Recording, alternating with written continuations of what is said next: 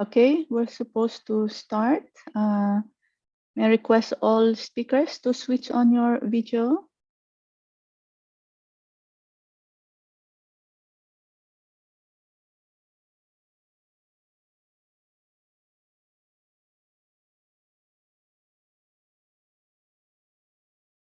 So, Emmy, can I hand over to you?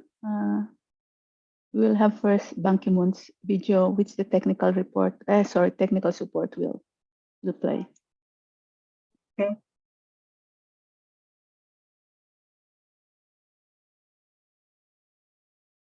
Your Excellencies, distinguished guests, ladies and gentlemen, it is my great pleasure to welcome all of you to the 7th Annual Global Green Growth Week. I speak to you today with a sense of urgency because our one and only planet is facing a crisis of unprecedented proportions. The theme for this year, fast-tracking transformative climate action, underscores the grave and urgent situation. For many years, I have been emphasizing a simple truth about the climate crisis. There is no plan B because there is no planet B either. The opportunity to save the planet is not for the distant future. Now is the time. We need everyone to join and help tackle the climate crisis, and the policies and solutions need to meet the urgency and severity with boldness and innovativeness. The year 2023 was marked yet again with record-breaking temperatures and severe weather events. To keep global temperatures below the 1.5 degrees Celsius threshold and avert the worst, we must act swiftly and boldly. Therefore, I'm proud that Global Green Growth Week brings together policymakers, thought leaders, investors, and innovators from the public and private sectors from all over the globe to discuss solutions to the climate crisis. And I'm also excited that there will be a special spotlight on young people and their pivotal role in a greener future. Much like the least developed countries and small island developing states, young people will be the most impacted, despite having contributed to the problems the least. They therefore have every right to contribute to the solutions, and their creativity and passion will be invaluable assets.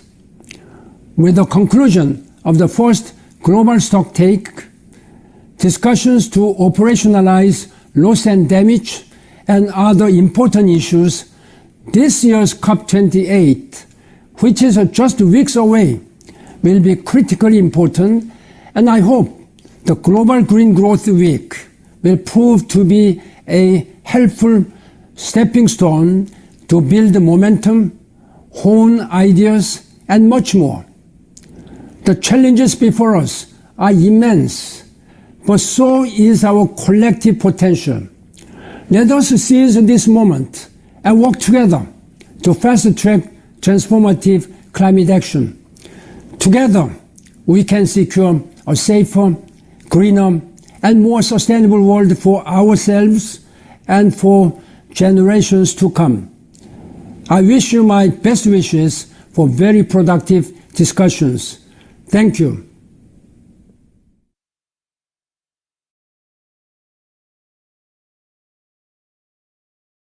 Thank you very much. That was our first speaker, Dr. Ban Ki-moon. And if I may just recap what he has said, we need to act swiftly and boldly.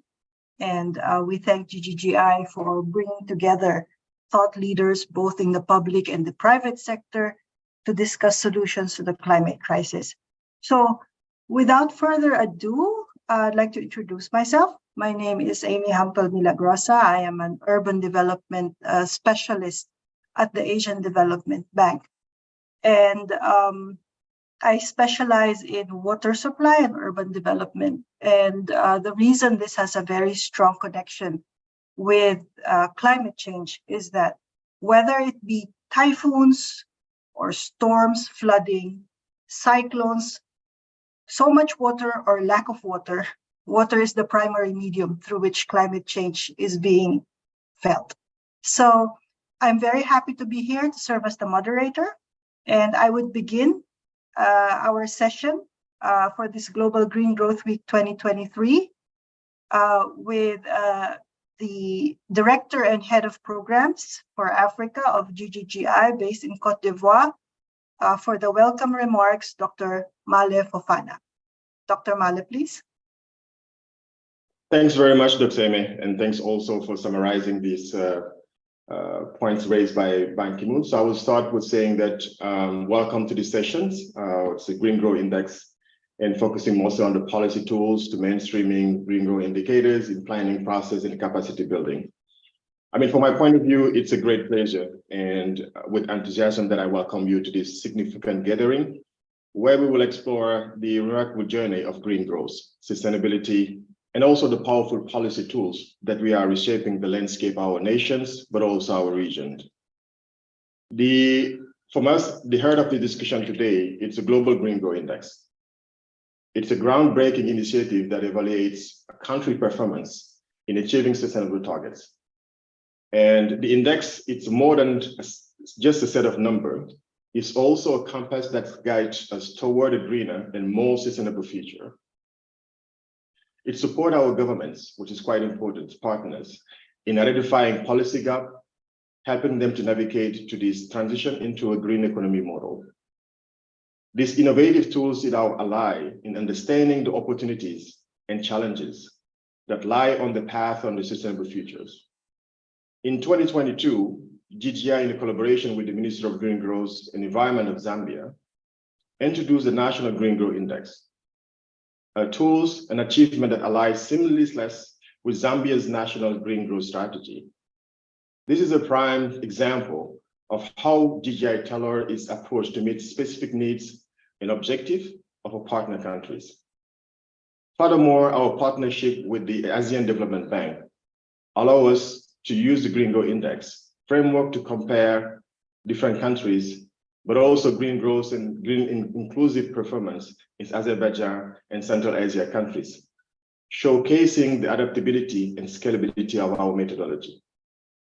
This year, GGI continues to make strides, working closely with the government, partners Lao PDR, Kenya, and Ghana, to develop and publish National Green Growth Index, which is quite really fundamental for these countries as well. This significance of this initiative cannot be overstated. The Lao PDR Green Growth Index will play a pivotal role in updating the government's National Green Growth Strategy, ensuring that it is remaining the relevant and effective guiding national sustainable development. In Kenya, the Green Growth Index will serve as really Kenya key policy documents underpinning the enhancements of the existing Kenya Green Growth Strategy. Similar things in Ghana with the Green Growth Index as well. In both Kenya and Ghana, the Green Growth Index will accelerate the climate finance, which is becoming much more important for all the countries, by developing concept notes and submission of the financial, but also paving the way for bankable proposal and pipeline. Our partners, both governments, but also international institutions, share a common understanding that the pressing environmental and economic social challenges that hindered our journey towards economic prosperity are best met with sustainable solutions. And in this shared vision has brought together today, GGI has a dedicated facilitator of green growth transition and economic, standing and ready to offer technical assistance and expertise through the green growth performance measurement. We are committed to guiding our partners on the path of the greener, more sustainable economy. And these sessions we embark today is an opportunity to shine a spotlight on the immense possibility that is in this present to underscore the role of guiding and promoting transformation of our economy towards sustainability. As we journey through these sessions, let us remember that we are not merely discussing number in this. We are exploring the pathway to a future where sustainability development is not a dream, but a reality. And together we can accelerate the transition to greener and more prosperous economy. In doing so, we can build a more sustainable and vibrant world for generations to come. With that word, I will say thank you for your commitment, and thank you for also in advance for the productive meeting and session. And we'll be really happy to hear the different examples that together with different partners that we build solutions that are really important for the next generation. Thank you and welcome again to the session. Thank you very much, Male, for that very welcoming. We are feeling very welcome right now. Indeed, the Green Growth Index is more than just a set of numbers. They are there to navigate, to help us navigate the pathway to sustainable development. Thank you very much. So with that, I'd like to request the Director of the Economic Analysis and Operational Support Division of the Asian Development Bank, one of the leading climate change economists of ADB, Dr. Lei Song, for the opening remarks. Lei, please. Thank you very much, Amy. Good morning, good afternoon, good evening, good day to everyone. It's a pleasure for me to welcome you all to the session on Green Growth Index of GGGI's Global Green Growth Week 2023. And as my counterpart at GGGI, Male, said, this session, the results of GGGI's collaboration with various government and international partners on measuring green growth will be featured, including GGGI's successful partnership with ADB. And ADB was the first MDBs to announce a very ambitious climate finance target. As early as in 2016, we already announced our climate mitigation finance target.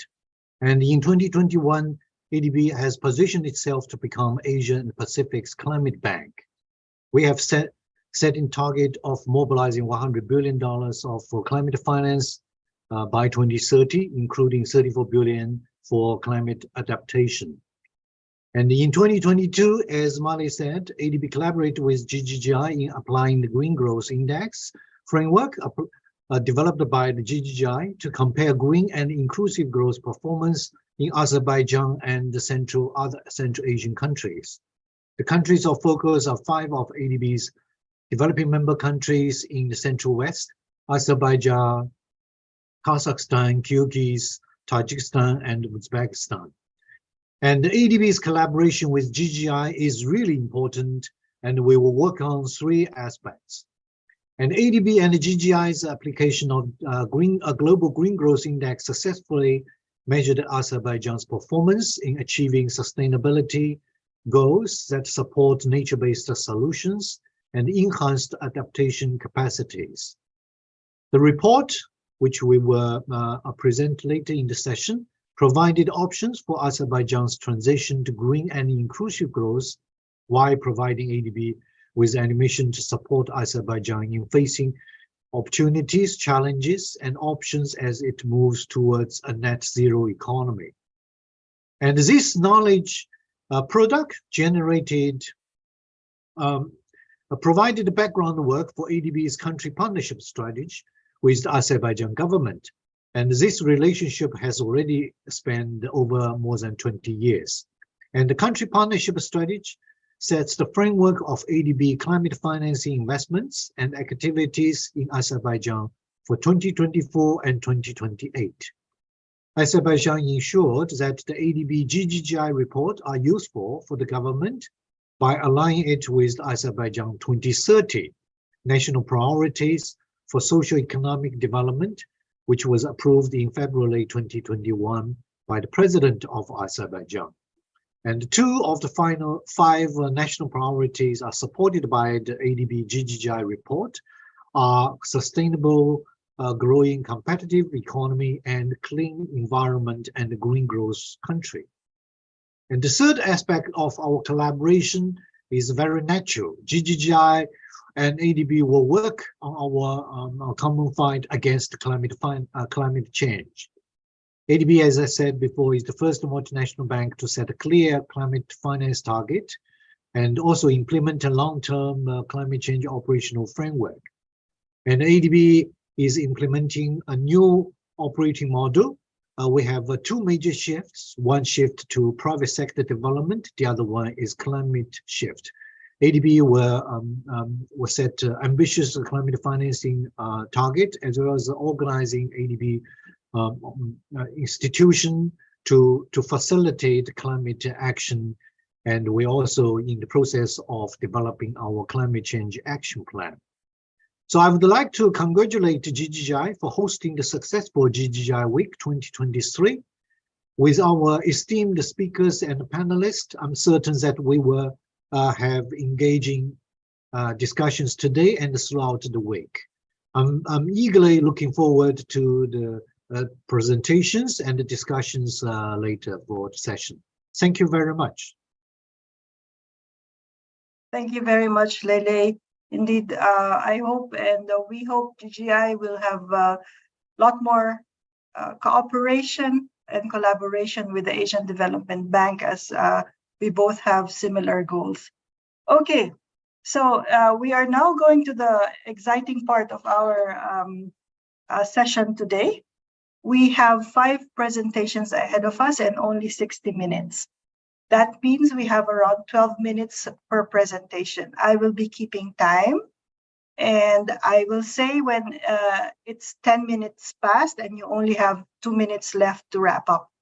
And I hope you will not get angry with me because we want to accommodate a lot of people, all the speakers as much as possible, and still have time for discussion later on. So without further ado, the first speaker presenting Global Green Growth Index and tools, as well as the results of the Azerbaijan study, will be the Deputy Director and Program Manager for the Green Growth Performance Measurement of GGGI, Dr. Lilibeth Acosta. Lily, please. Thank you. Thank you very much, Amy. Can you hear me well? Yes. So I'm sharing my screen now. Let me just put it on a slide show. Okay. So I hope you see it very clearly. So I'm Lilibeth Acosta. I'm the Program Manager for the Green Growth Performance Measurement, the program which is responsible for developing and applying the Green Growth Index, as well as the link tool for the index, including the simulation tool, which we use for assessing SDG co-benefits. But for this session, I will focus on the Green Growth Index. So first, I will give you an overview of concepts and applications of the index in Asia and Africa. So my presentation will focus on the framework, participatory approach, the global application and national applications of the Green Growth Index. For the framework, what you see here on the screen is the framework that we use for all applications of the Green Growth Index. The framework is consisting of 4 green growth dimensions: efficient and sustainable resource use, green economic opportunities, social inclusion, and natural capital protection. Each dimension has 4 pillars. For example, for green economic opportunities, it consists of green investment, green trade, green employment, and green innovation. For each pillar, we identify the most appropriate indicators depending on the context of the applications. So you will see that the Global Green Growth Index has different indicators than those you see in national applications. And for each national application, you will also see different sets of indicators because the indicators are chosen by the national experts. So the framework was developed from 2017 to 2019, participated by many experts from different regions and as well as international experts. After 3 years of consulting with lots of experts, we published the first Green Growth Index report, the global one, in 2019. But we continue to engage the experts, the international experts, including the government experts, in updating the global green growth indicators every year, but as well as the indicators that are being selected by the government experts in their national indices. Recently, we also started to involve the scientific community in the review of the green growth indicators, particularly those participating in IPCC and IPBES process.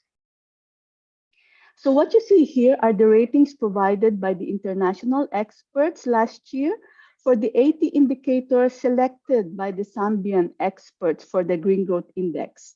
So what they usually do is to rate each indicator in terms of their policy relevance for their countries. They can rate it very high, high, moderate, low, and very low. So you can see that the experts are really exerting lots of effort to review the different indicators. For the global applications, because most of the indicators are not yet the complete set, so many of them are also proxy variables because we continue to wait for SDG indicators to have a good database. And so we continue to update the indicators every year. You can see the interactive website of the index in this link, as well as the downloadable reports. For the national applications, there are two types that we're doing, what we call scoping green growth indicators and national green growth index. For the scoping of green growth indicators, we have the Azerbaijan and Central Asian countries green growth index, which I will present after this presentation. And the national green growth indices for Laos, Kenya, and Ghana will be presented to you by the other experts or other speakers for this session. So what are the difference between these two types of work for the Green Growth Index? For the scoping of green growth indicators, the expertise is mainly coming from GGI, as well as our partners, like, for example, ADB.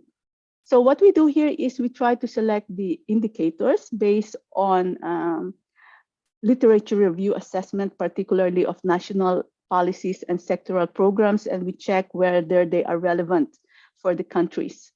After that, we do data validation, all the things that are needed for empirical application. We check the robustness by using different scientific tools, and we present this course using reports as well as the website.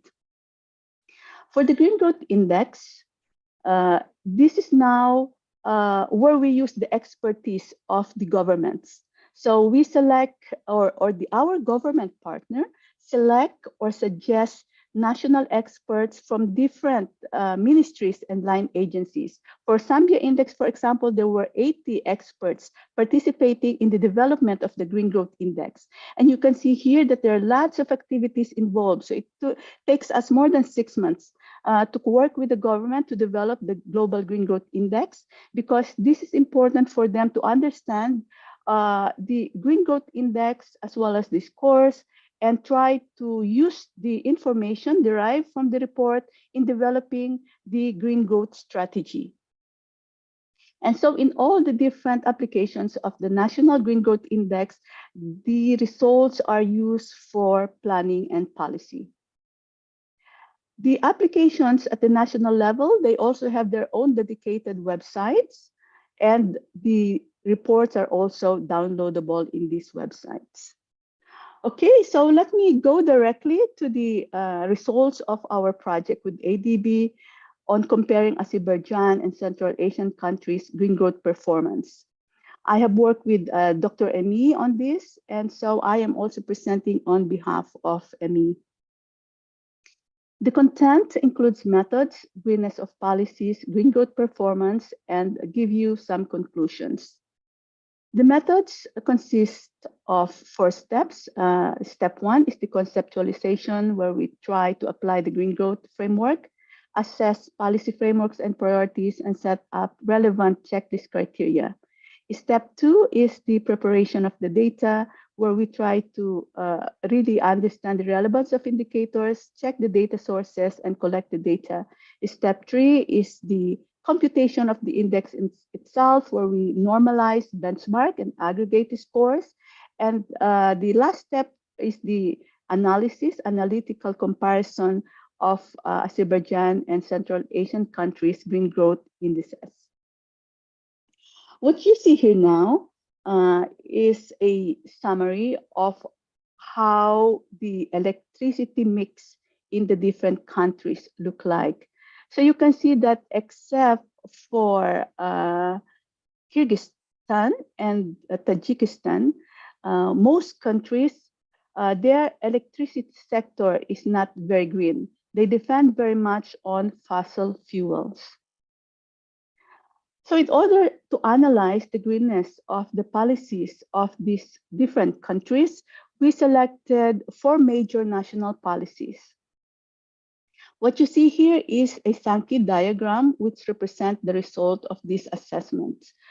The assessment looks like this. So we look at the document, check whether the document speak or mention about issues representing the different indicators. And for every mention, we code them. And according to the frequency of the codes, we come out with some numbers or coefficients. And this is now what is represented on this Sankey diagram. So what you see here is among the different dimensions, the indicators for efficient and sustainable resource use is the most frequently mentioned in the national policies of all the countries. But across the different countries, Kyrgyzstan and Tajikistan's national policies can be considered the greenest because they frequently mention the different indicators for social inclusion, natural capital protection, green economic opportunities, and efficient and sustainable resource use. Azerbaijan, as compared to the Central Asian countries, has relatively least green national policies because the indicators or the issues relating to the indicators are not very often mentioned. So what you see here now are a summary of the results of the different scores for the Green Growth Index. In the middle, the numbers that you see are the Green Growth Index scores. So Azerbaijan has a slightly higher score than the Central Asian countries. The Tajikistan and Turkmenistan, we were not able to compute the index score because of lack of data. Among the different pillars, the pillars for social inclusion, so the pink ones, are relatively higher than the other pillars or dimensions. So it means, hello? 2 minutes, please. Okay, so you can see that there are still lots of work that the different countries had to do to improve their green growth performance. Over the year from 2010 to 2021, that we can see that Azerbaijan did well as compared to the other countries, but overall, the index scores are increasing for all countries. The efficient and sustainable resource use and social inclusion have contributed most to the improvement over time. So now let me go to the conclusions. So Azerbaijan and Central Asian countries share common challenges and opportunities for green growth transition, especially on creating green economic opportunities, offering the most considerable prospects. Increasing renewable in energy mix through green investment is vital to reducing emission. Cultural and social values could be increased by tapping on the country's rich biodiversity and ecosystem. And finally, not shifting emphasis away from social inclusion indicators is important to ensure a green and inclusive green growth transition. With this, I would like to thank you for your attention. Back to you, Emmy. Thank you very much, Lily. That's very concise. I will have a question for you afterwards. I know I am a co-author, but I find it really very interesting what the Tajikistan and Kyrgyz having high levels of hydro power in their mix, in their energy mix, but nevertheless, Azerbaijan scoring higher. I think that would need some clarification, Yes. but that would be later on. Thank you very much. So the next 3 presentations are country applications as well of the Green Growth Index. I'd like to call Mr. Von Mathor who is a program officer of the Lao PDR country program, to present the results of the Green Growth Index for Lao. Mr. Bonmathor, please.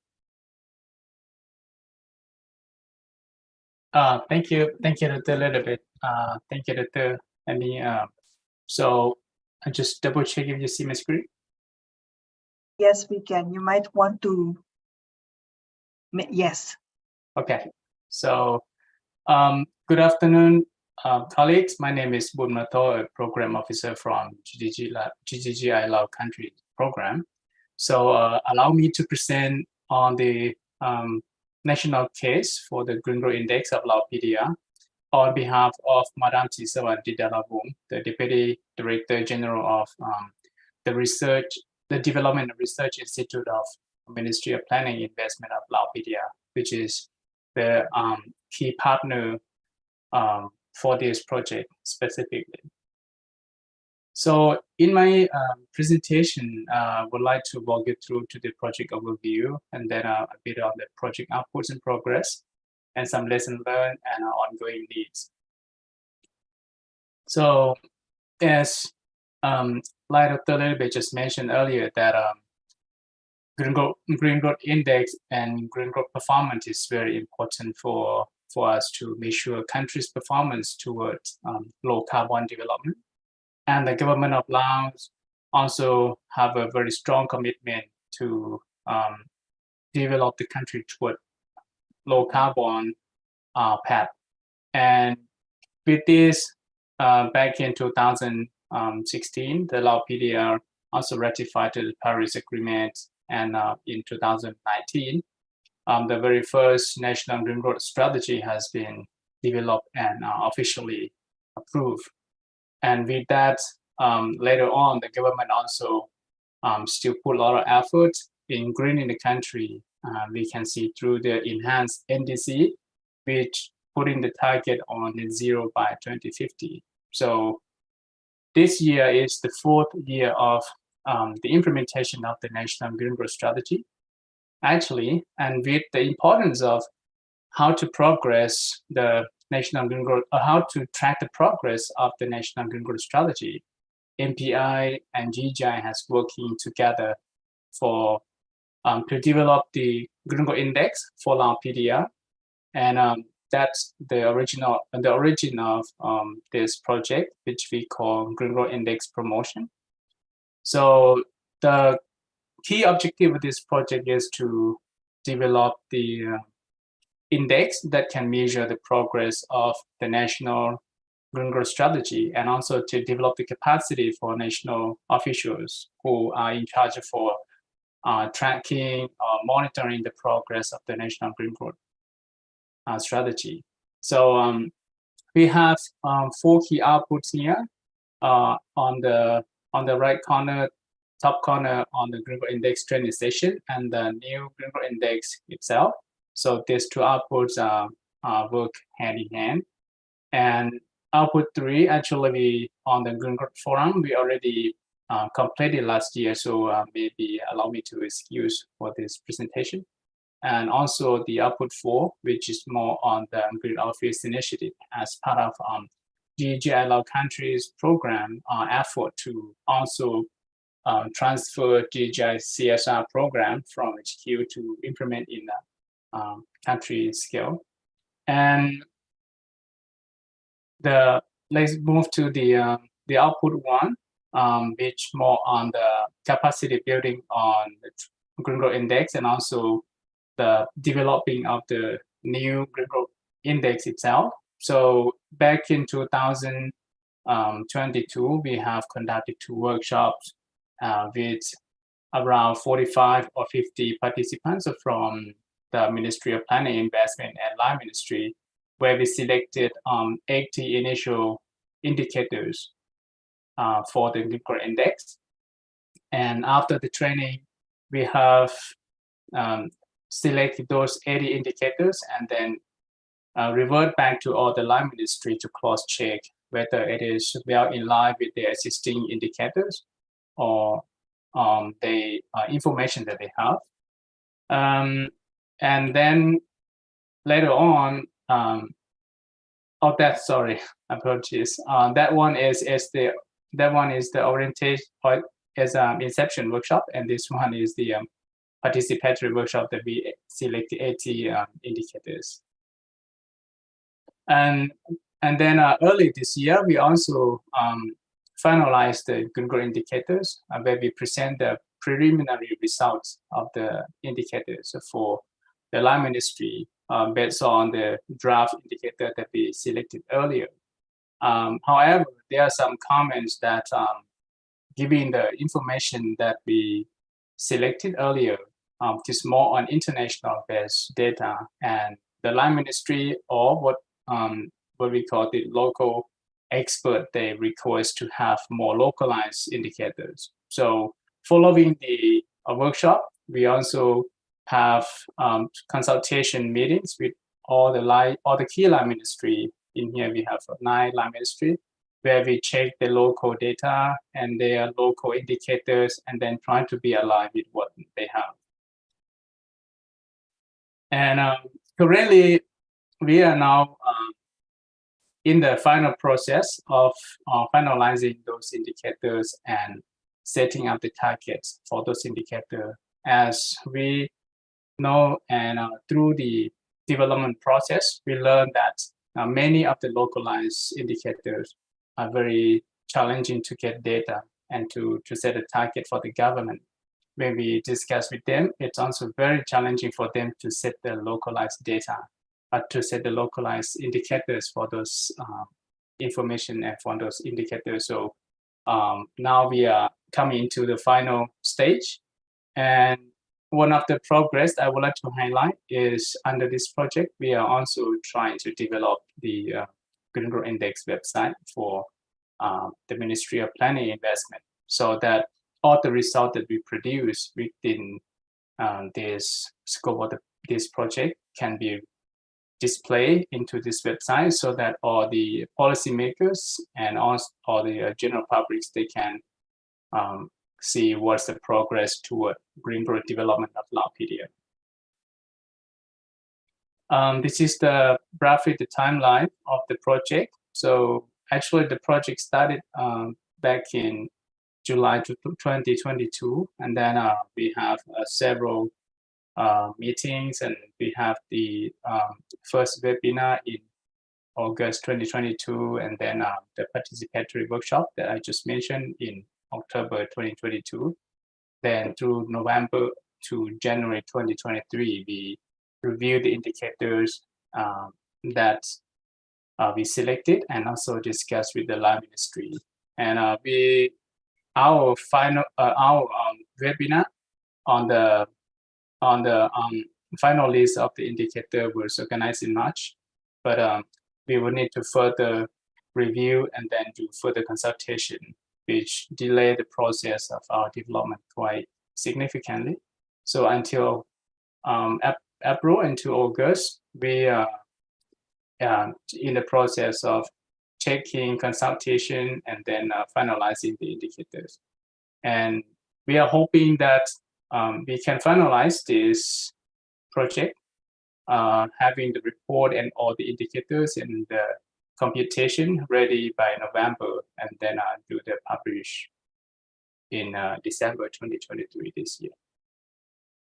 Yeah, so through the implementation of the project, I would like to share some of the lessons learned of what went well and what still remain challenge for us. I would say that we got a very strong support from the Ministry of Planning and Investment, and all the Land Ministry are very interested in this project, as everybody see that the Green Growth Index as a key tool for the country to track the progress of green growth implementation. So we are really hoping forward that by the end of this year, we would have this set of tools, and then the government can keep track of the progress of the National Green Growth Strategy. And another point is that this project also builds significant capacity for government officials, including GGGI, through the hands-on experience, how to select the indicators, how to check the data availability, and setting up the targets, and aggregate the indicators into the index. And another good point would be we have a chance to connect with all the line ministries that work in relation to low carbon development in Laopedia, and this also enhance DGI visibility and our future collaborations. What's lacking behind are the challenges that we are still facing. All the local indicators that we selected, many of them do not have local data, and many of the data that somehow might be available, but it's not in a systematic way, and it's very difficult for the line ministry to share with us. And the second point would be the coordination process between line ministry. It takes a bit of time, I would say. And with this, what we do in this project, we just collect and then aggregate and then compute the result. But the tools behind that, how to actually do the computation and those very detailed technical capacity will need to be built for the national officials. So in order to equip them in the future that they can do their work and then report the progress of the implementation. And this will need to, this sort of support will need to be provided in order to enhance the capacity and to monitor the development of the green growth in Laopedia. So I think that's to the end of my presentation. So if you have any questions, we would like to discuss after that. Thank you, Bonwa. I think we would like to reserve the questions for later in the interest of time. I will have a question for you as well in terms of the difficulties and challenges with regards to the coordination process. So let's touch upon that after all the presentations have been done. Thank you, Sam. Thank you. Thank you very much. So now from Lao PDR, we will go all the way to Kenya to see how they did, how they conducted and applied the GGG index over there in Kenya. I was informed that our speaker, Mr. Peter Odehengo, is having some problems. So Mr. Philip Omondi will be presenting on behalf of Mr. Peter Odehengo.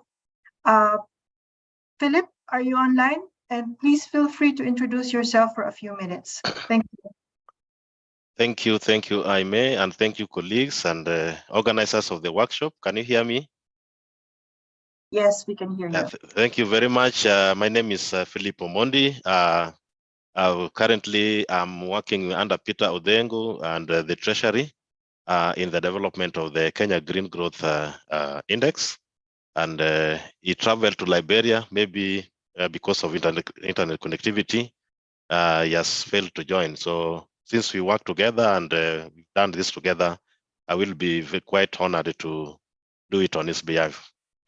So just to start, the objective of my presentation will be the Kenya trying to develop National Green Growth Index and building capacity of national experts in developing this, because it's a new idea that has never been done before. Then trying to align the National Green Growth Index with the country's green growth economy. Currently, we have a Green Growth Economic Plan, implementation plan that the country is implementing. So this Green Growth Index is in line with that. And then the development of a pipeline of green projects, building on the opportunities for the green growth transition.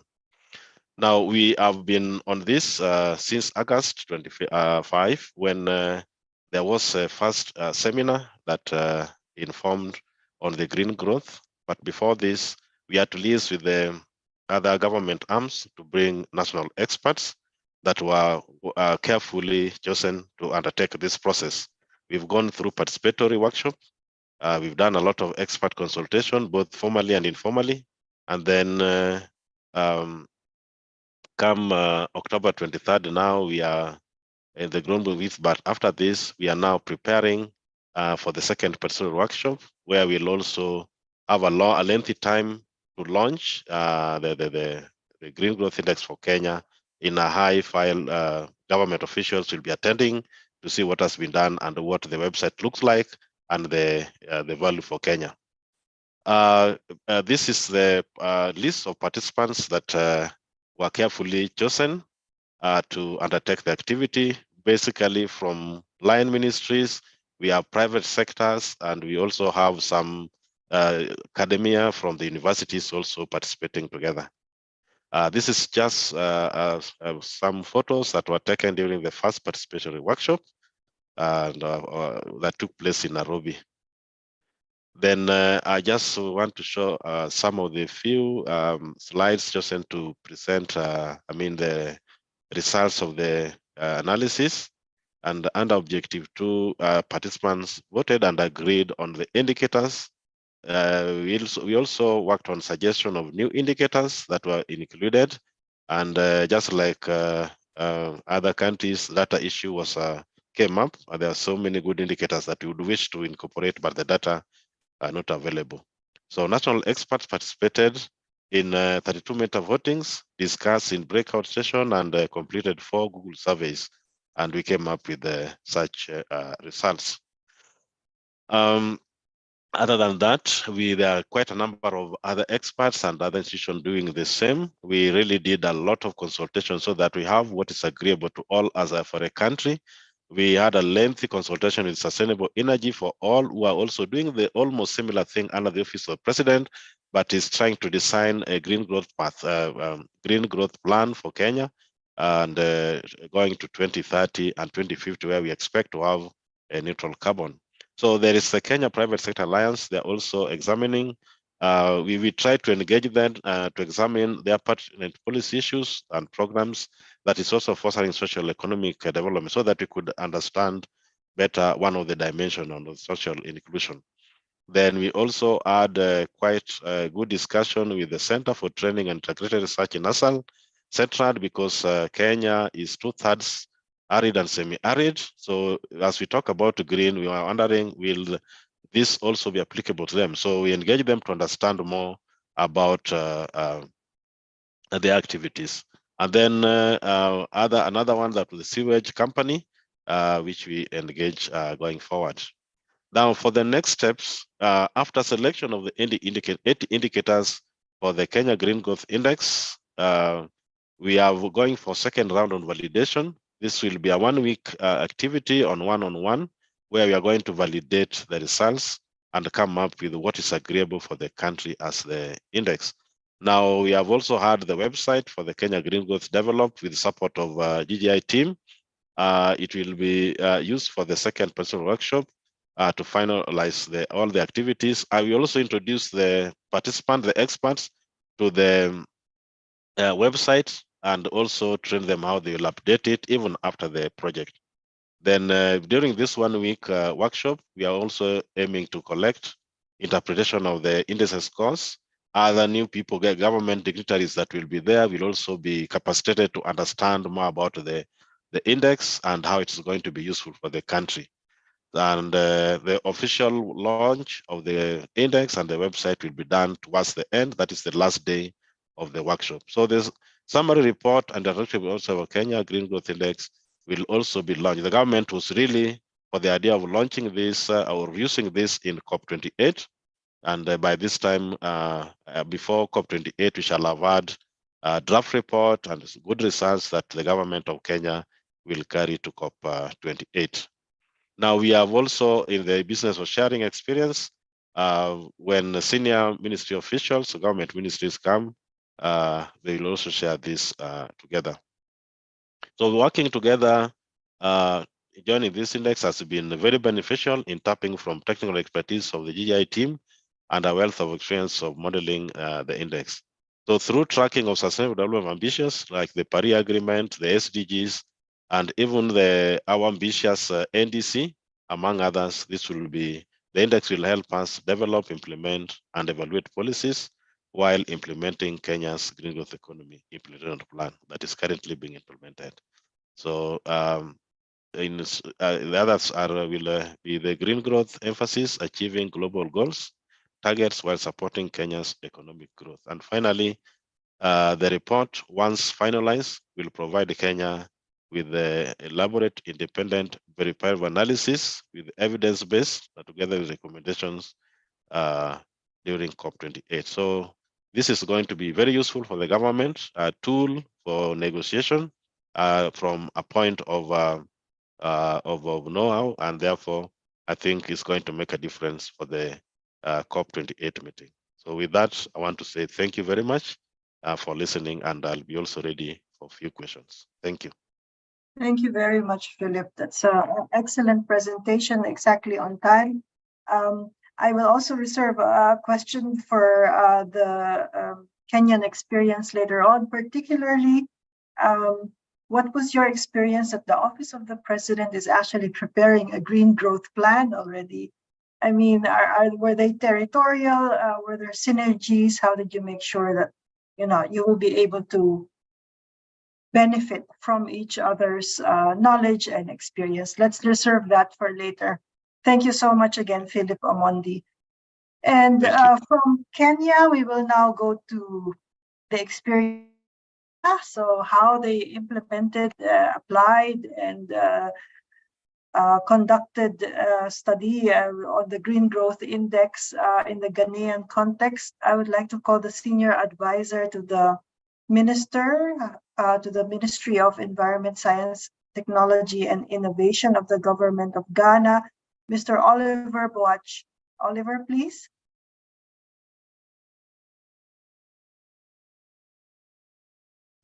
Thank you very much, moderator. I'd like to share my screen, if that is okay.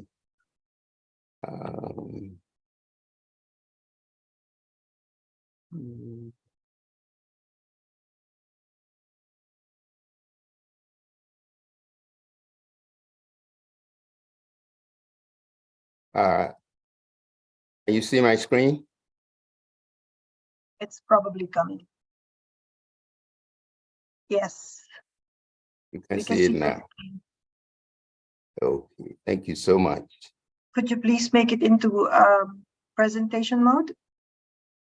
Yes, I'm going to do that right now. Okay, thank you so much. Please go ahead. Okay.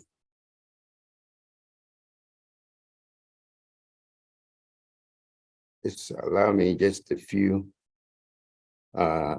seconds.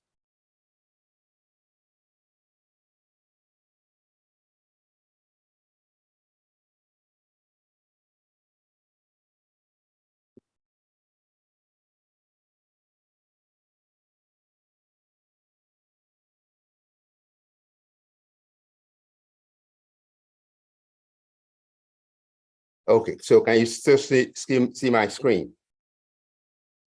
Yes, we can. And please make it into presentation mode. Thank you. Okay. Well, first of all, I want to thank you for the opportunity to just deliver these brief remarks through about 3 or 4 slides. Ghana is developing its Green Growth Index for multiple purposes. We have embarked on our transition to the green economy with very key emphasis on the Sustainable Development Goals, the Paris Agreement, and the Aichi biodiversity targets. The country has decided to use the Green Growth Index as a tool to measure our performance in pursuing the transition agenda, using indicators that are based on the 4 dimensions of efficient and sustainable resource use, natural capital protection, the green economic opportunities, and of course, social inclusion. And to this end, our policymakers have understood the 4 dimensions and their corresponding green growth indicators, and they have mainstreamed them in the planning process, such as the National Green Growth Strategy. I would like to mention that Ghana has just started the development of our Green Growth Index. So there are only a few activities that have been conducted so far, and I'm going to share those with you. Now, many experts have been selected from over 54 national institutions. And the next slide will show those institutions that are participating in the development of the Ghana Green Growth Index. As you can see, there are a total of about 54 national institutions, and key among them are government ministries. My own ministry, the Ministry of Environment, Science, Technology, and Innovation, the Ministry of Finance and Economic Planning, Ministry of Food and Agriculture, Ministry of Health, Ministry of Energy, Ministry of Tourism, Arts and Culture. They are all part of the participatory team. We also have the National Development Planning Commission, the Environmental Protection Energy. Imani Ghana, it's a civil society organization, the Africa Center for Energy Policy. They are all part of the participatory team that is helping to undertake or develop the Ghana Green Growth Index. Now, the national experts were selected based on, one, their expertise related to the 4 pillars of the Green Growth Index, the role of the institutions relating to national policy formulation and implementation, their role in promoting and advocating for a green economy and the transition, getting the official letter to invite stakeholders, ongoing competing projects of equal importance, and data for online participatory activities. These were addressed by sending emails to institutions and experts already known in the system and the dates, the phone calls to institutions for experts to be nominated, and sending of reminders for the online webinars, which breaks and brief presentations. The experts from various ministries and institutions are working together to build the index, and it is very relevant for the country in tracking our SDG targets and national development agenda. Now, we believe that the benefits of working with GGGI on developing the Ghana Green Growth Index includes the opportunity to learn new things, networking among experts, awareness creation, and then the ownership of the Green Growth Index. These are among the benefits that Ghana is expecting from the development of the Green Growth Index. So in terms of activities so far, as I said, we've just begun about a month and a half, 2 months ago. And so what we have done so far, one, the first seminar that was done to inform the participants about the Green Growth Framework. This was in September, that's last month. And then the first participatory workshop took place just about a week ago, October from the 18th to the 19th. Between them, there was the first online survey, which was done to solicit indicators from the national experts. The second online survey is still pending to take place sometime in November.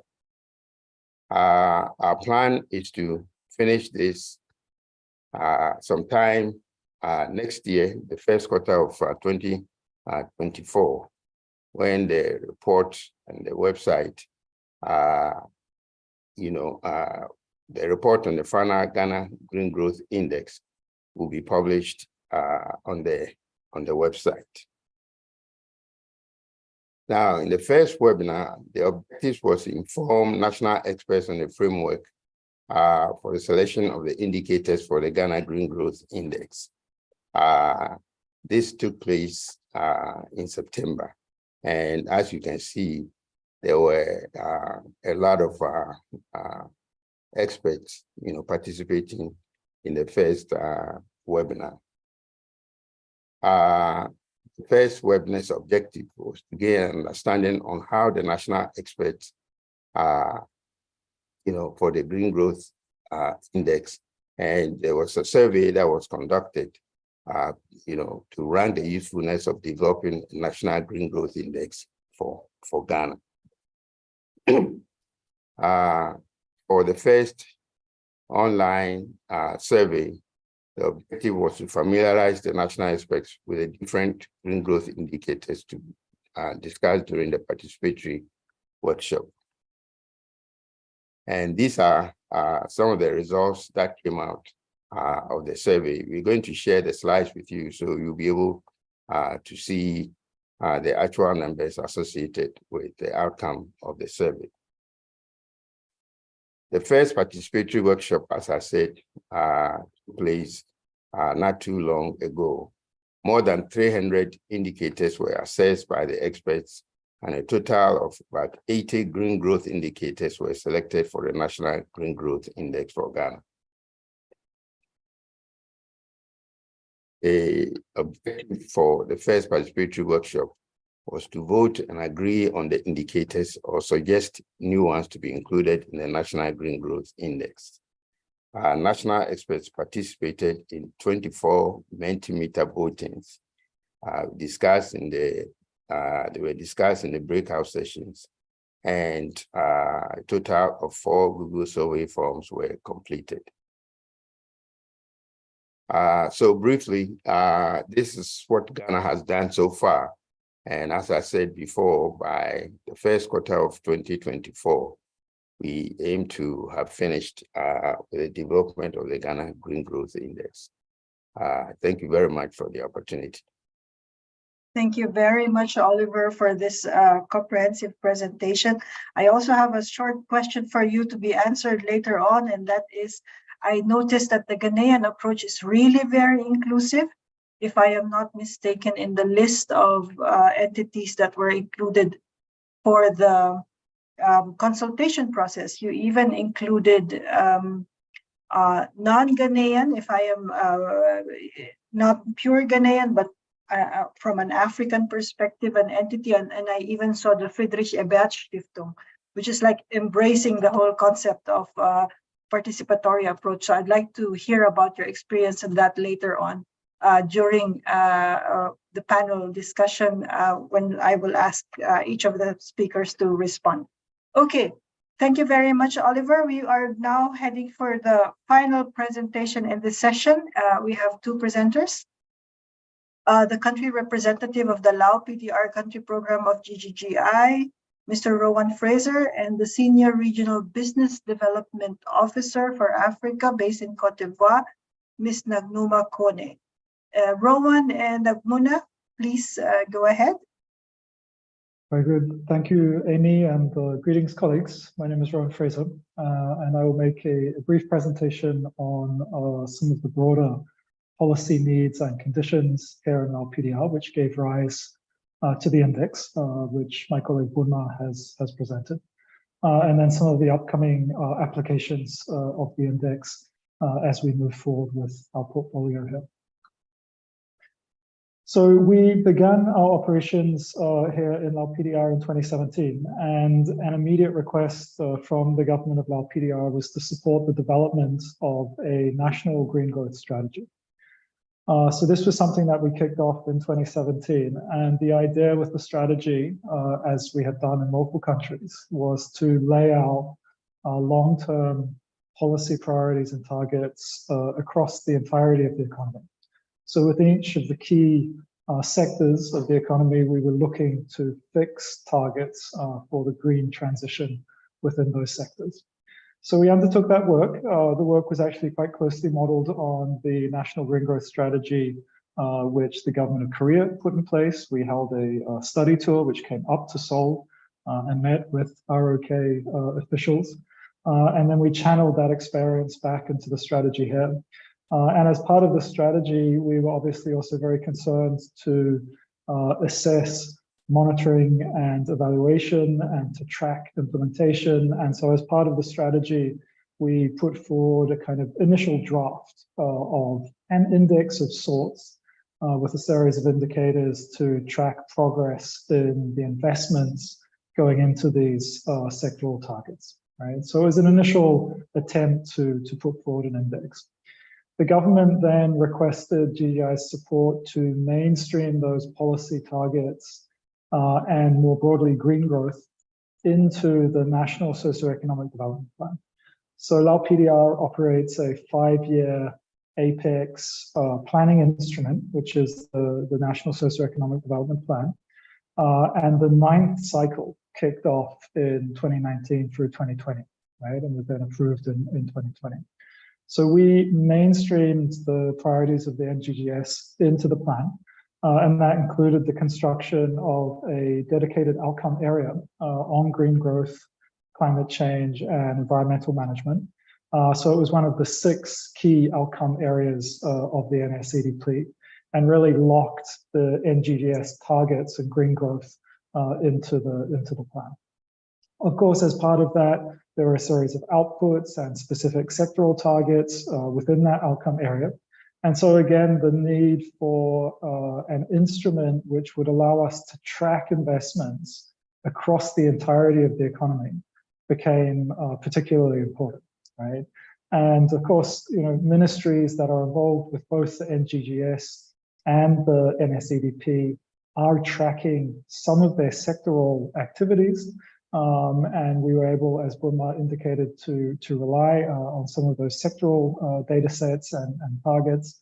But additional work was necessary to allow us to track implementation progress more clearly. And so that's where the work of the team building out a green growth index for Lao PDR has been particularly valuable. Looking forward over the upcoming couple of years, we see some immediate applications of the Green Growth Index. The first is a midterm review of the National Green Growth Strategy, which the government has requested GGI's support with. So here we're hitting the 5th year of the strategy. We have another 5 years to run, right? So we're at the midterm. And we will be looking to stocktake the progress that has been made under the strategy in terms of implementation of sectoral targets. And the index, which the team has been developing over the course of 2023, and which will be finalized by the end of this year, will be extremely valuable in giving us a kind of updated baseline as per that midterm point, and allowing us to track progress on these indicators, and then also provide kind of course corrections and guidance and recommendations back to the Ministry of Planning and Investment in terms of what kinds of priorities could be pursued over the remaining second half of the strategy's period. We have also been requested to support the government to prepare the next 5-year NSCDP, right? So the 10th NSCDP. And this is work which we will kick off next year. We hope to have this completed more broadly in line with the NSCDP completion, which should be done by the end of 24 or early 25. And as part of this, what we'll be providing to the Ministry of Planning and Investment, which oversees that planning cycle, is a set of guidelines for the greening of NSCDP 10. And that will draw on the midterm review of the National Green Growth Strategy, and more broadly, the results that the team are generating through the Green Growth Index, right? So we'll be channeling essentially the results and the conclusions of the Green Growth Index back into the planning cycle for NSCDP 10. We'll be supporting the government as part of that to build out specific output and activity level indicators within what we hope will also be a standalone dedicated outcome area on green growth and climate change. So a similar kind of outcome focus to what we had in the 9th NSCDP. And then the government has also requested GGI's support to conduct the next enhancement of the country's nationally determined contribution, or NDC. So this would be NDC 3. And this is work which we are kicking off over Q4 of this year and will really pick up over 2024. And again, we're going to be looking to draw on the results of the Green Growth Index and the conclusions and findings and mainstream those into or allow them to guide the development of the nationally determined contribution and the enhancements and modifications that we make. So it will be a combination of progress and then also updates in terms of priorities for the next 5-year cycle of the NDC. So essentially what we've got with the Green Growth Index here is a very, very useful tool, which is allowing us to track implementation and progress on existing policy and planning instruments, but which we intend to use to support ongoing and upcoming policy work, both at a kind of macroeconomic level, as well as within more focused climate policy over the upcoming years. So I just wanted to essentially share some of those immediate policy applications. Obviously, there will be ongoing applications into 2025, 2026 and beyond. But in terms of the next kind of 18 months, these are some of the key policy applications that we see. And overall, as Bulma mentioned, the government has been extremely supportive of this work. And I think that the instrument will be very valuable as we move forward. So that's it, Amy, from my side. I've kept it quite brief this afternoon. I hand back to you. Thank you, colleagues. Thank you, Rowan. Is Nagnuma online? Yes. Please go ahead. Thank you. Thank you very much, Amy, and good morning, everyone. My name is Nagnuma. I actually have a presentation as well. I don't know if that could be put on the screen.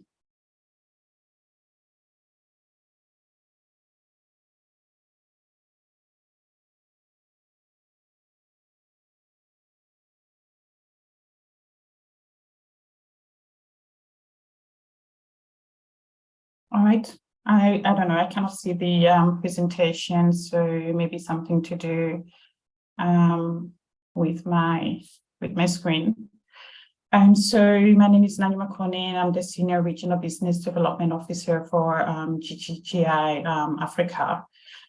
So basically, in terms of our Green Growth Index has been applied or is currently under application in 2 different countries. Namely, we are looking at Ghana as well as Kenya. So in terms of the Ghana, which is the one I'm going to start and probably provide you with an overview of the progress. I'm actually happy to see that Mr. Boachi from MEDC has been able to provide you with an overview of what has transpired in regards to Ghana. And as well as my colleague, Philip, who has mentioned activities in relation to also what happened, what is currently happening equally in Kenya. So to go further, if you could, sorry, just give me one moment.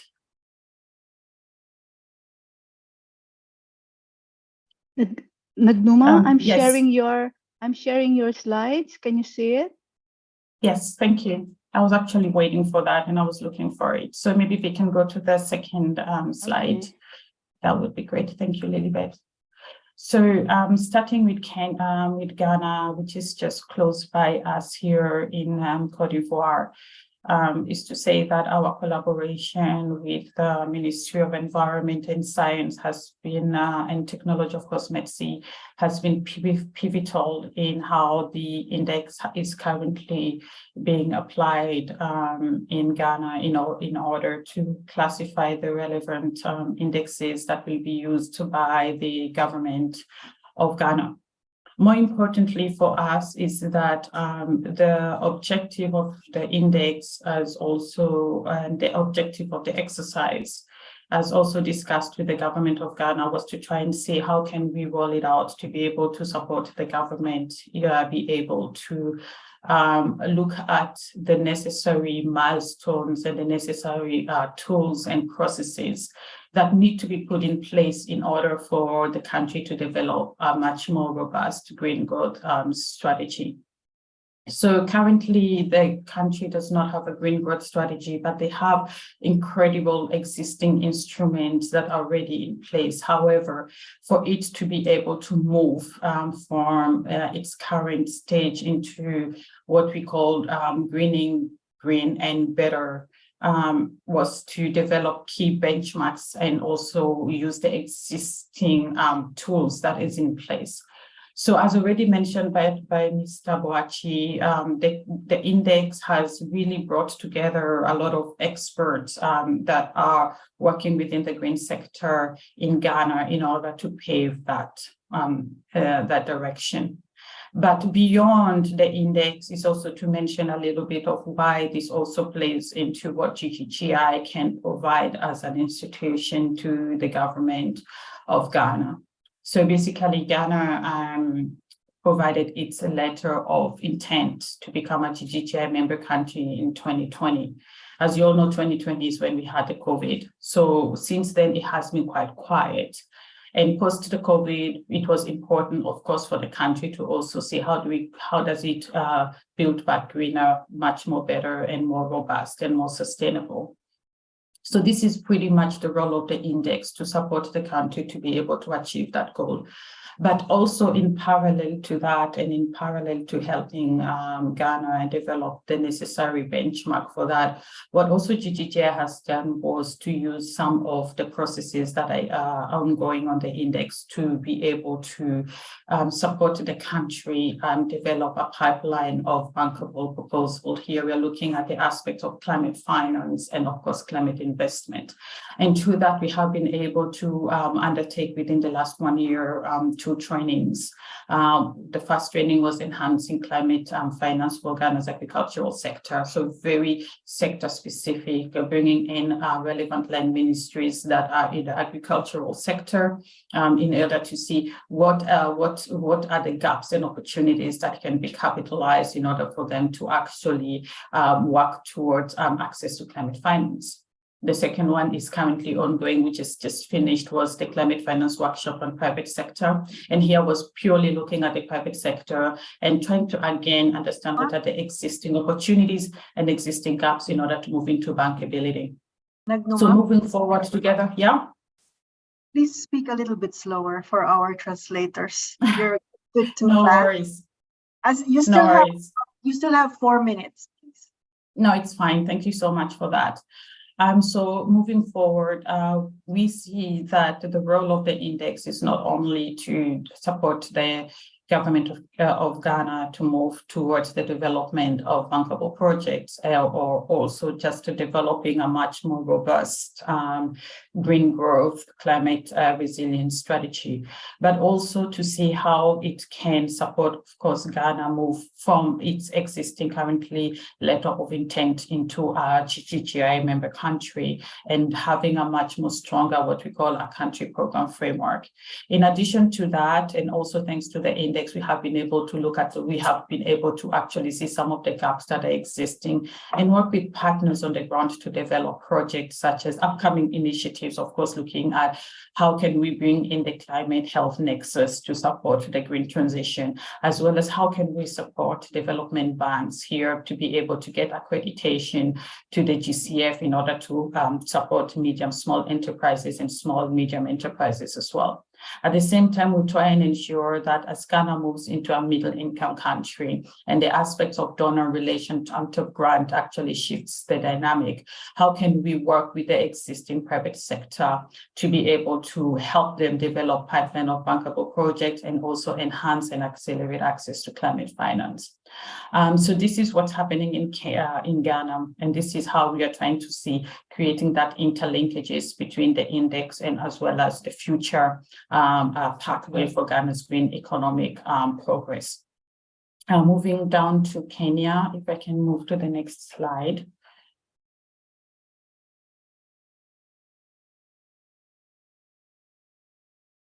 So in Kenya, as opposed to Ghana that submitted its letter of intent in 2020, in Kenya, the letter of intent was actually submitted by the government in 2023. I would say pretty much early January 2023. And of course, it has a big economy and also one of the biggest economic hubs in Eastern Africa. It has a rapid transition and also progress. So again, similar to Ghana, the whole concept of the index was supporting the country to be able to transition to a green economic model, which is pretty much the vision and mission of GGGI. But however, Kenya already has a green growth strategy. So the role of the index was to look at the existing gaps within the strategy and to be able to make that much more robust moving forward, and also in the next upcoming strategy post 2025-2030. So similar to Kenya, of course, and also as already elaborated by Philip, is that it has already undergone its first webinar. It has undergone its second workshop, whereby at least about 30 experts were trained, of which, of course, we ensure that there was a gender parity here with 40 females and approximately 80 males. More than 86 green indicators have been selected, and we are now moving on to what we would call the pre-launch and as well as the website to ensure that the country has something to present at COP28. But in addition to that, the Kenyan group, of course, also led by the National Treasury, has been able to use the exercises within the Green Growth Index to be able to first already submit a proposal to the Korean Ministry of Environment on e-mobility, focusing on BRT Line 5. They are also currently with other partners an initiative on the industrial agro-parks. The country is also in the process of actually developing a readiness with GGG as a delivery partner. Please Secondly, wrap up. we are also moving forward on the climate smart agriculture. This is also something that has been done, as well as the symbiotic from IKI. So all we see here is that the use of the index has been able to support both countries in terms of the process. The index is not yet finalized in both countries, but the process itself has been exceptionally instrumental in supporting both the two countries to be able to already kickstart projects and processes that could be able to ensure that the work done on the index is not only short-term, but actually also long-term, and that already start programs and projects that will be able to ensure that the index work supports the countries move towards what we call much more green and much more robust economic development programs, policies, and strategy, which is actually what's needed in the region. But more importantly, the index work has been extremely instrumental to both countries in order to help them develop and bridge the gap when it comes to access to climate finance. So that's my short presentation. And thank you very much, and thanks for the patience. Thank you, Nagnuma. Thank you so much. So now we are going to our panel discussion. The panel discussion will be led by two of our panelists and supported by the different speakers of today.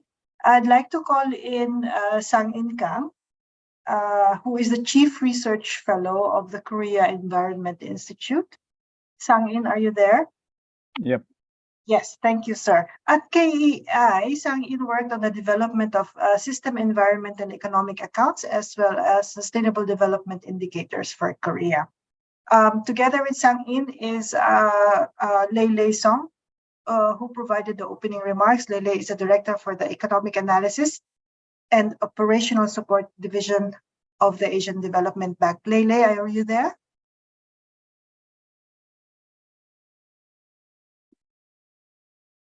Lei, you're probably on mute. Yeah, I'm here. All right, thank you so much. So first off, I'd like to have a couple of quick questions to you both.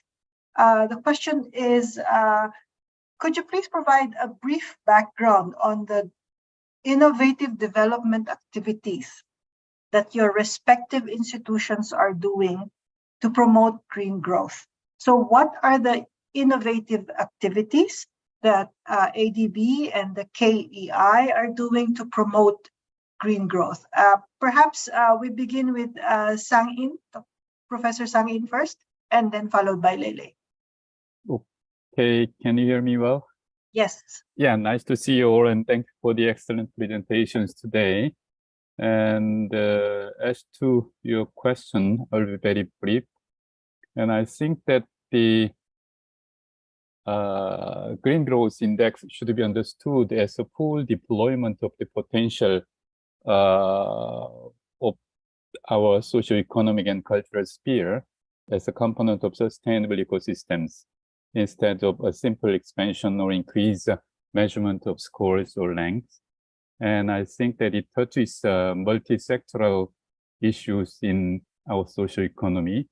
And KEI is promoting science-based technological cooperations on green transition using international financial resources. We have already developed with our own capacity Korean system of environment and economic account, and Korean indicators for sustainable development goals, and climate change impact and vulnerability assessment tools, and renewable energy deployment modality, as well as climate resilient livelihood policies in urban and rural vulnerable communities in collaboration with many national institutions. And we would like to share those outcomes and experience with most vulnerable communities in our partner countries to improve their livelihood. And for this, I believe that GGGI and GGG Week would be a useful vehicle for promoting active participatory cooperation for collective green transition. Yeah. Thank you so much, Professor Sang-in. Lele? Okay, thank you very much for the question. So ADB, as I said, ADB would like to be a climate bank of the Asia and the Pacific. So we have introduced a few initiatives to fulfill such ambition. One is we have introduced the so-called new operating model. As part of this new operating model, also as part of what now the international community would like all multilateral development banks to be, so-called MDB evolution. And the ADB has also tweaked its capital adequacy framework.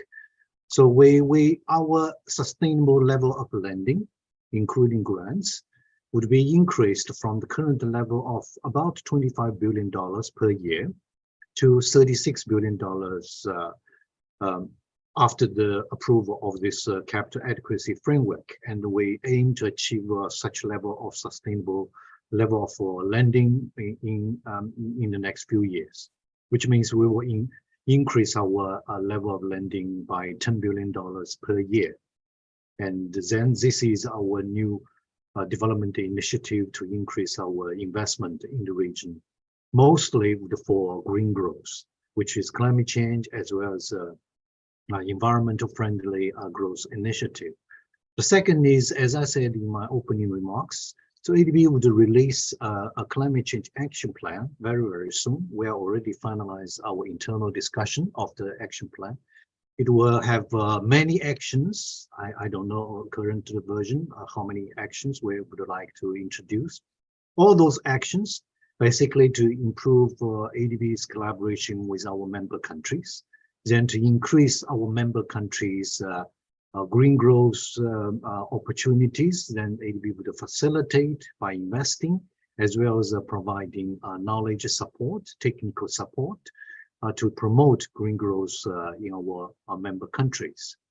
And last point I would like to touch on is because this green growth index, it's very interesting because you not only have a green aspects of growth, but also you have social inclusion aspects of the growth, like what ADB were doing, because our vision for Asia and Pacific is inclusive, sustainable, and prosperous Asia and Pacific.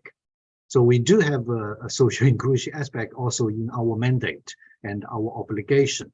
So we will work together, and we try to see how Green Growth Index could help ADB to help our member countries. Yeah, your member countries, and most of them in Asia would also be our members. So we're just here to help our member countries to promote green growth. So let me pause here. Thank you. Thanks, Lele and Prof. Sang In. I will come back to you again if we have time on the participatory approach. What do you think about it? Do you think it is useful? As we can see, we had experiences on challenges regarding that. But let me first read some of the questions in the Q&A. First is coming from Innocent. Innocent Zimenera is asking, Lily, what happens when the number of indicators is unequal across dimensions? So what happens when the number of indicators, you have, I believe, 4 dimensions. What happens if you have unequal numbers of indicators across the dimensions?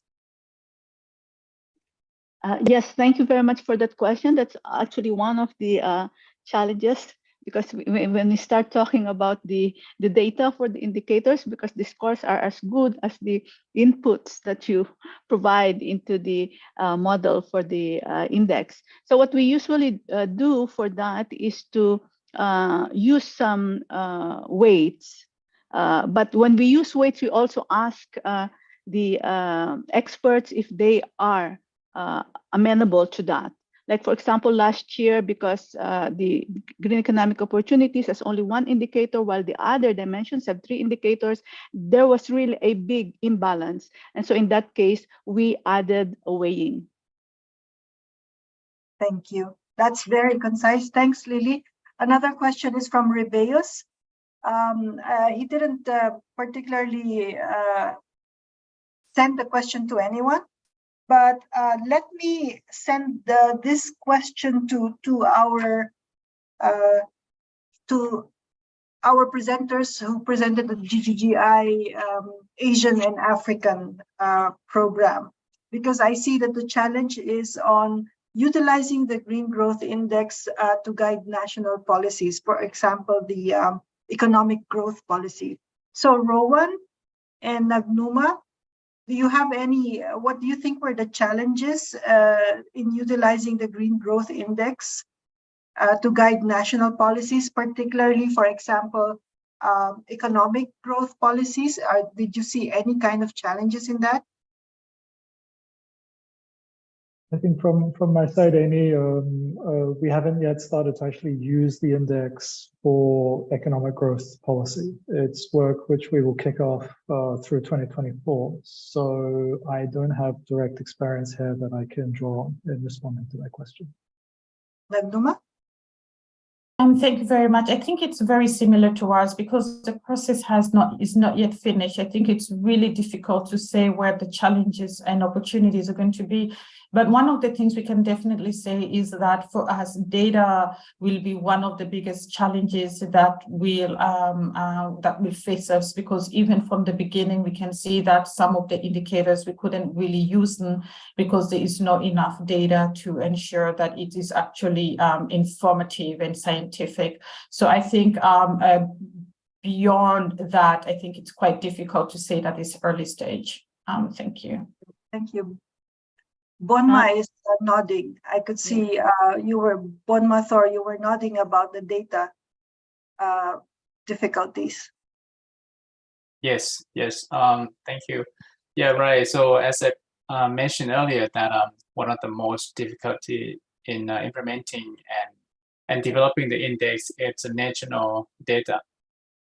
Going back to the questions, that what's the challenge that we will be using the index to guide the national policymaker? I think based on our experience in during the consultation with the line ministries, it's also depending on the accuracy of the data, and if those data is from the national source of data and the official data from the government.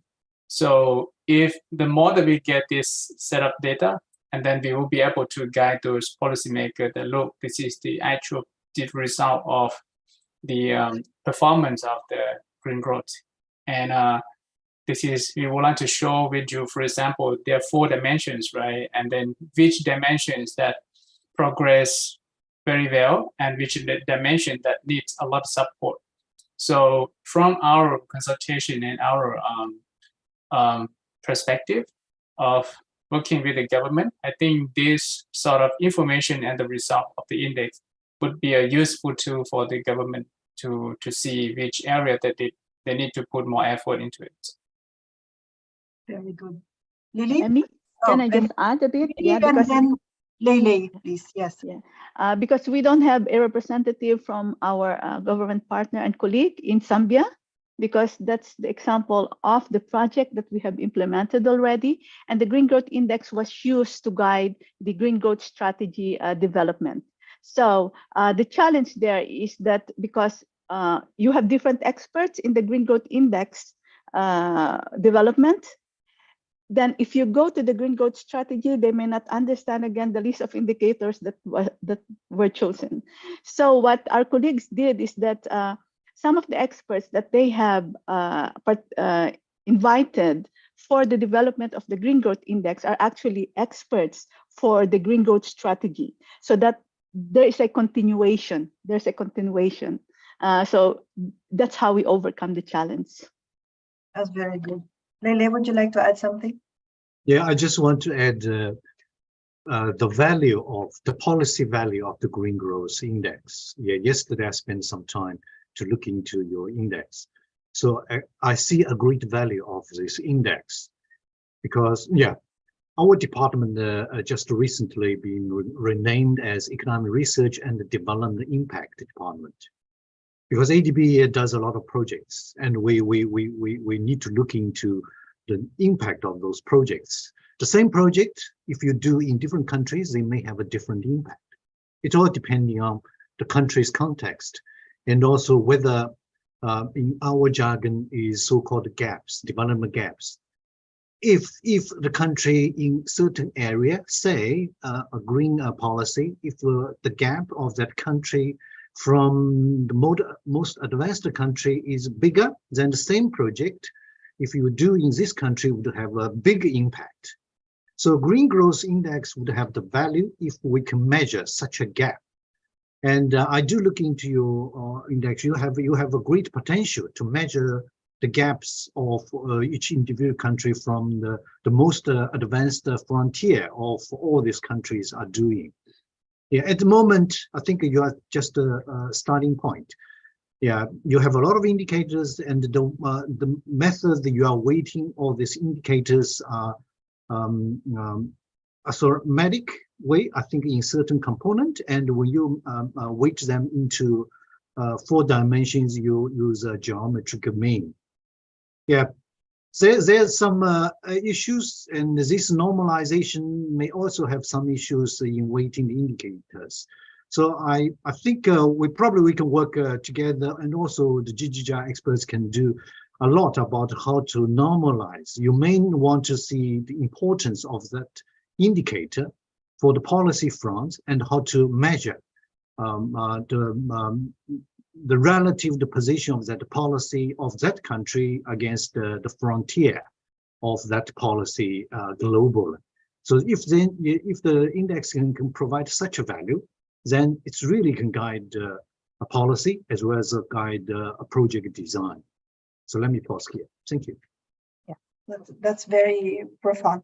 Yes, there's a lot of normalization issues. So I do understand, Lele, because you are talking about different contexts. Dr.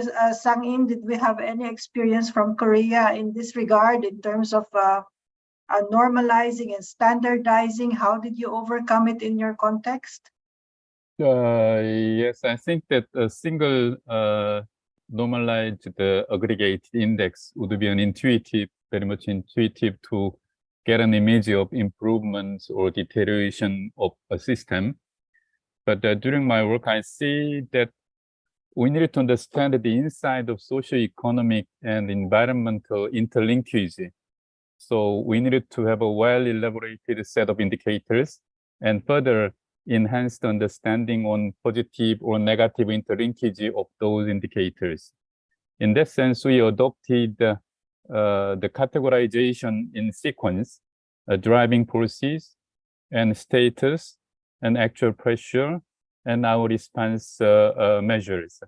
So by restructuring those green growth indicators or sustainable development indicators, we could get overall and a whole image of the improvement of socioeconomic systems as a whole, and we can pinpoint what would be the key variables to enhance our green transition in practice.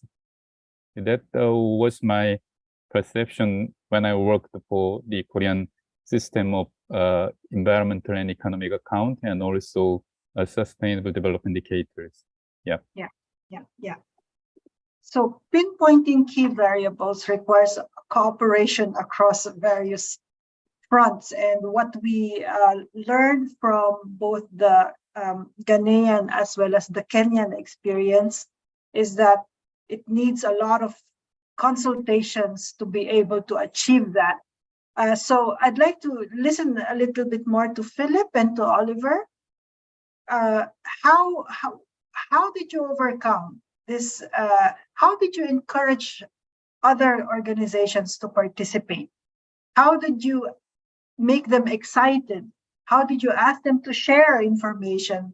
Because that's what's important, as Dr. Sang mentioned, sharing information, pinpointing the key variables. What strategies did you use to encourage not only within the government, but also the private sector to participate? And in the case of Ghana, even the international entities within Ghana to participate. Perhaps I start with Philip first.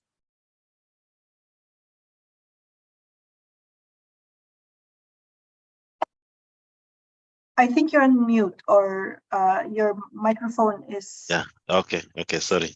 Can you hear me now? Yes, one fact that we all agree to is that the index is all about the sustainable development goals, about the policies of the country, and most of these sectors or private sectors, they are either working in one way or another in one of the indicators or several of the indicators. So by telling them that you want to know the green growth index for the country, they automatically get ready also to understand to get involved, because they are in one way or another working towards the same. So for example, the energy sector is a huge contributor to the dimension on efficient energy use. So approaching them and telling them about the green growth index, automatically they accept. For example, you asked about the C for all. They are already working with the government in implementing the green growth economic plan. So when you tell them there's an index to measure how far the country has gone, they automatically embrace it. And we had all along several of the experts from the C for all joining us in the development of the index so that they understand into detail what the index is all about. Thank you. That's what I would say for now. Thanks, Philip. Oliver, would you like to add from the Ghanaian experience? Yes, indeed. First of all, Ghana is very, very serious about the transition to the green economy. There are so many activities that are currently underway, even before we started looking at the development of the Green Growth Index.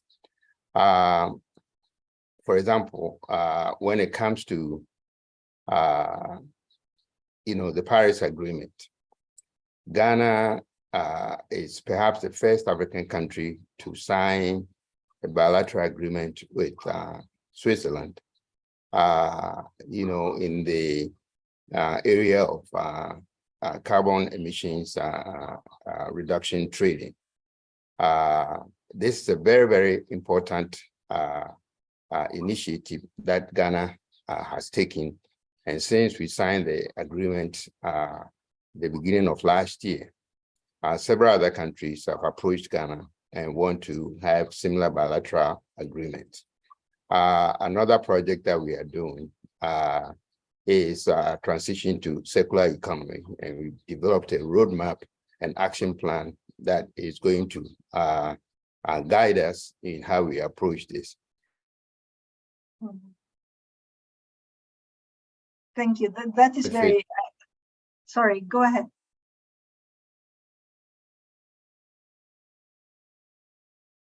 Frederick Ebert Foundation, for example, also undertaking projects, all of which are supposed to help us to transition to the green economy. We realize that if we do not bring all of them together, we are not going to achieve, the success that we need. And so our local consultants have done a very, very impressive job. When I saw the final list of about 54 national institutions, I was so impressed. And Richard, our national consultant, is online. Perhaps you can add something to it to let Emmy know and the rest of the audience know how you were able to achieve this, because I myself, I'm very, very impressed with what they have done. So Richard, if you are online, please share a few of your tricks with the rest of the audience. Is Richard online? Is Richard online? Well, perhaps not. Now, the reality is that we want to be as inclusive as possible. So we made very high level approaches to the various sector ministers, the CSOs, and of course, some of our foreign partners or development partners that are working with us. They also see how Ghana is progressing, and I think they are all determined for us to be working through the same lens when it comes to the transition to the green economy. And they have responded very well, and we are looking forward to working with them until perhaps the first quarter of next year to complete the index. And we believe that with that, we'll be guided more in our approaches to the projects we are doing, our quest to get funding for most of the projects, and also to ensure that we are not leaving anyone behind. And we believe all this will also help us to achieve the sustainable development goals. Okay, thank you, Oliver. So we have like 7 minutes more before we proceed to the closing, before I finalize it and send it and pass it on to Lily. But so I'd like to request, we call it the lightning round in ADB. I'd like to request everyone to answer this question very briefly until everyone has replied. And I'd like to request everyone to please turn on your camera if your cameras are not yet turned on. So before we go to the lightning round, just let me ask a question. Lilibeth, what are the indicators related to construction sector? Richard, Ampho, Otto. Very quickly, Lilibeth. Yes, we have that in our efficient and sustainable resource use dimension, in particular, the pillar for material use efficiency, which also include waste. Thank you very much. So Richard, I hope that responds to your question. So for the lightning round, I have one question, and I would like everyone to answer it within a minute or less. So the question is about green growth. What do you think is the main misconception about green growth? What do people usually confuse about green growth? And you think this Green Growth Index is a tool that helps promote its understanding? Do you think we need some more tools to help people understand about green growth so that the acceptance and the path towards green growth will be more accepted, higher, more absorbed in society? So what would be the misconceptions? And is the Green Growth Index one of the tools that removes these misconceptions? Do we need other tools? Do we need some more activities? If yes, what? In 1 minute or less.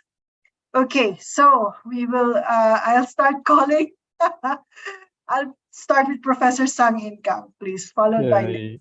Yes, thank you for your last question. A common misunderstanding or misconception would be that we can solve all the problems by a simple maximization or minimization problem on the environment or resource constraint, which internalize the external cost of environmental degradation or resource depletion. In that case, green growth touches only the economic and environmental sphere. But in my understanding, that green growth means clean, creative, and communal or collective, leaving no one behind, which could be interpreted as an environmentally sound, economically viable, and socially inclusive. I see these features are well covered already by current 4 areas of Green Growth Index in national economy strategies presented today. But I think that this green growth concept needed to be mainstreamed further into the environmental and infrastructure policies, science and technology policies, and further socio-cultural policies. Here, I'd like to emphasize a special attention to socio-cultural policies. Socio-cultural heritage represent, in fact, the way of our daily life, the final objective of our green transition.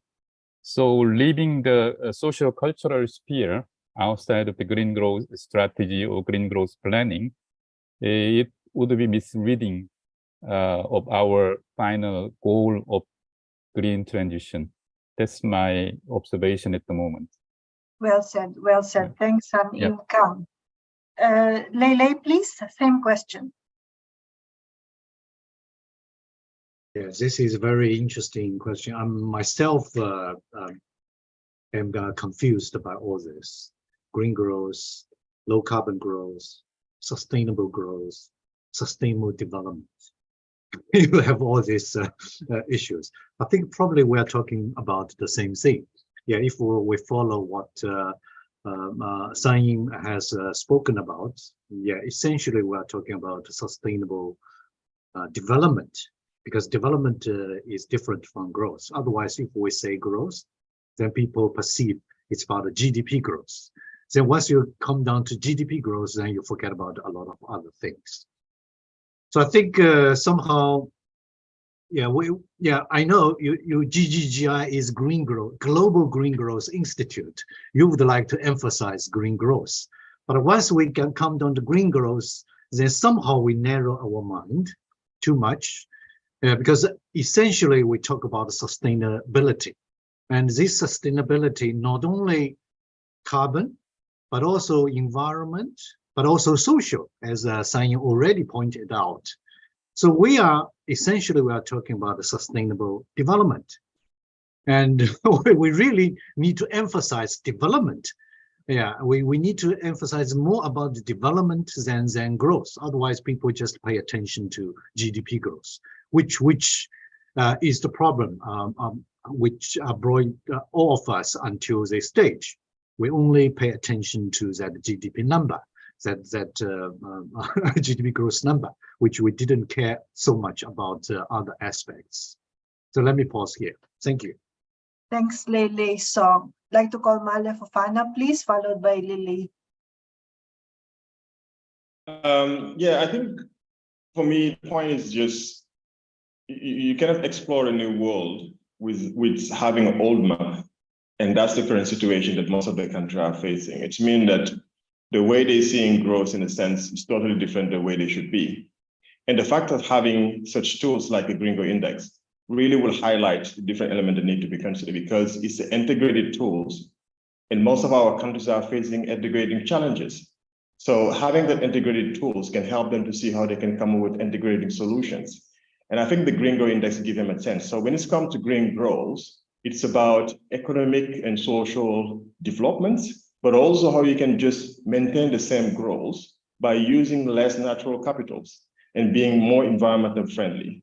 And I think having that really tools in there will help the decision makers to know from the national level, from the decentralized level, what are the kind of mechanisms that should be in place, both from the different key sectors and priorities. And that tool is quite helpful. And I think that's something that's, I think for GGI, we're quite proud to have such tool and working with different countries to make it possible and help them really highlight the journey when it's come to support the development as well. Thank you, Male Fofana. Lily? Yes, thank you, Emmy.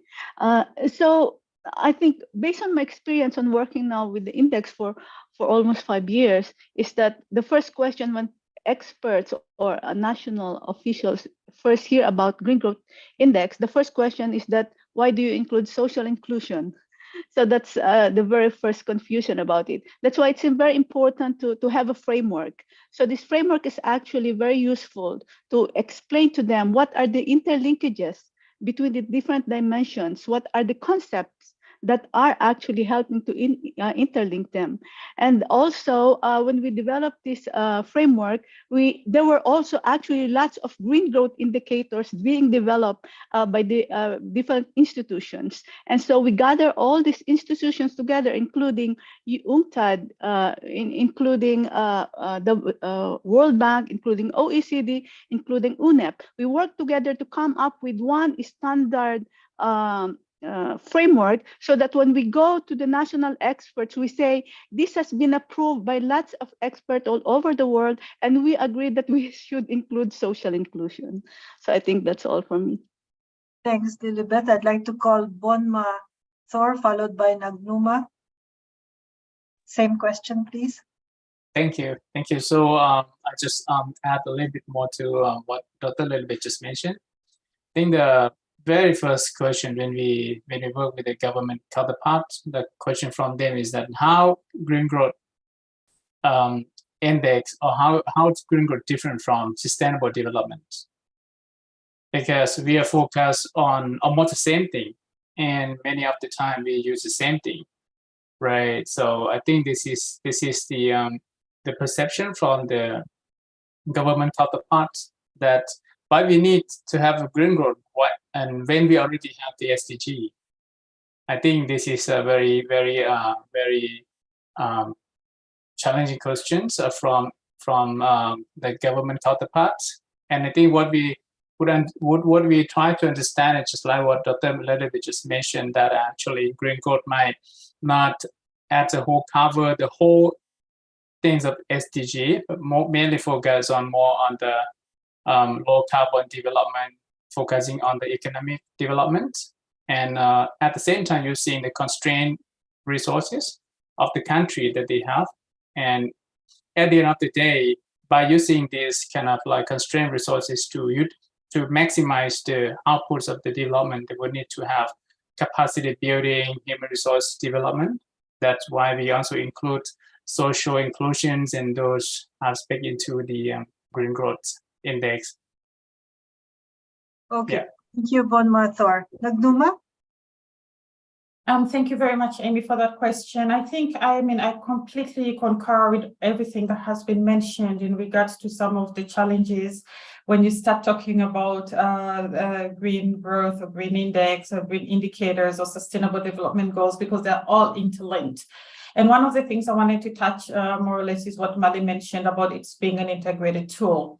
And I think for some of the countries in which we worked in, you have to actually present it first as a tool and as a framework. And I think Lilibet has been really excellent in dissecting that for the countries to be able to understand and create that reduce the level of confusion between all the beautiful terminologies that are existing. But I think in reality, one of the biggest misconception is that when you have a tool such as the index, it's good enough.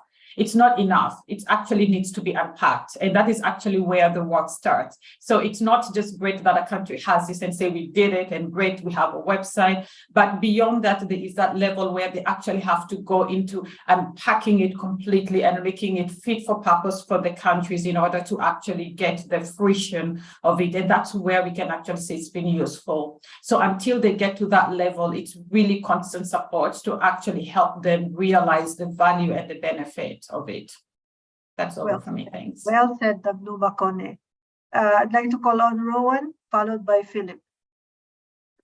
Thanks, Amy. I think just to add another component to what my colleagues have already mentioned, I think one misconception that I often see is that the difficult political decisions and the economic trade-offs and compromises that need to be made in order to achieve green growth are sometimes glided over or glossed over. And I think one of the benefits of a tool like this is it allows us to measure and track the green transition, and by providing data on that process can also facilitate some of these complex and difficult, challenging political decisions that governments are being asked to make.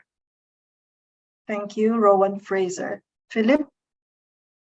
Thank you once again. What I plan to say, the presenter had said, but I just want to add my voice by saying that when you hear the term green growth, initially people think about carbon and the greenhouse gases and things like that.